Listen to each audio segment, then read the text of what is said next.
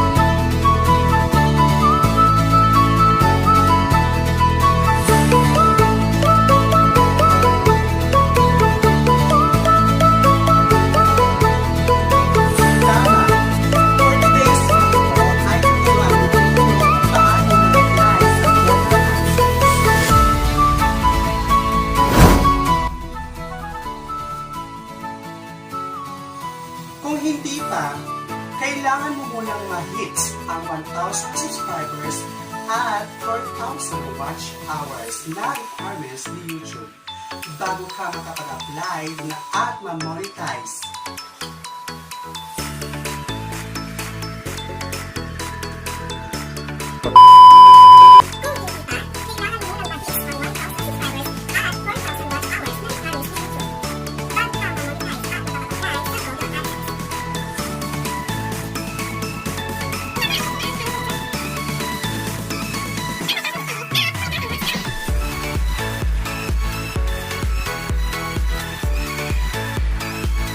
Ikaw ba ay nais mo na ang requirements sa YouTube? Ang 1,000 subscribers at 4,000 watch hours.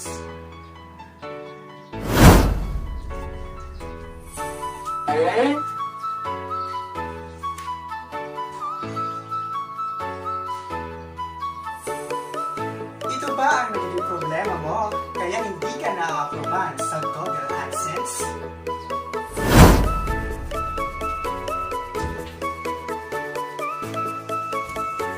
At kung ikaw ay nahihirapan ma-hits ang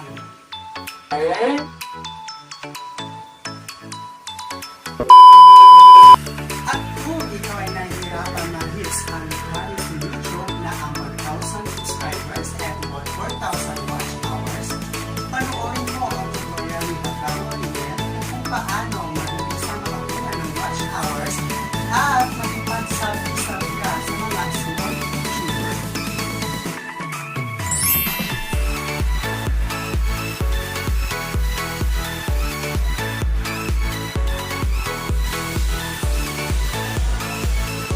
At kung needs mo na ang requirement ni YouTube, ang 1,000 subscribers at 4,000 watch hours, ikaw na ay makakapag-apply sa Google Adsense. Kailangan wala kang existing account para magaling ganito. Error.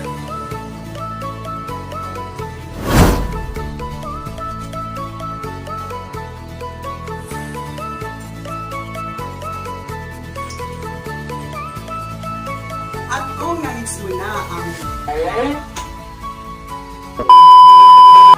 At kung mention na ang requirement sa YouTube, ang 1,000 subscribers at 4,000 watch hours, ikaw na ay makakapag-apply sa Google Adsense. Kailangan wala kang existing account para hindi ganito. Error.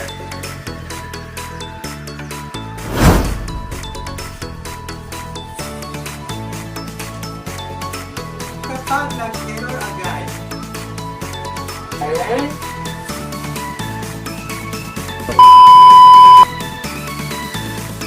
kapag nag-error ang unang in-apply sa Google Adsense, pinutin ang Fix Adsense.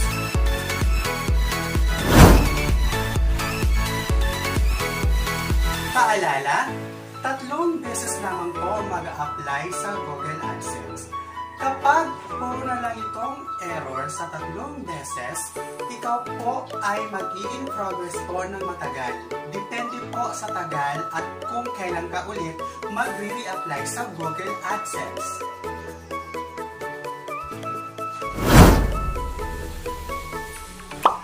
So ayan, maraming salamat. At sana ay may natutunan kayo sa pinagkagawa nyo.